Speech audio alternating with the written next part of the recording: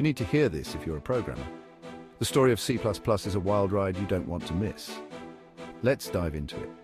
Back in the late 1970s, a genius named Bjarne Stroustrup had a vision.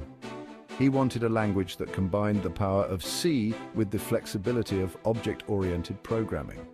Voila, C++ was born in 1983. By introducing classes and objects, C++ opened the doors to more organized and reusable code. Suddenly, complex software systems were easier to manage and modify. It wasn't just a step forward, it was a leap.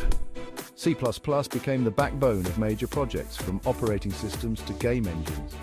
Think Windows OS, Adobe Photoshop, and even some parts of Google's search engine. And guess what? It's still evolving with new standards and features.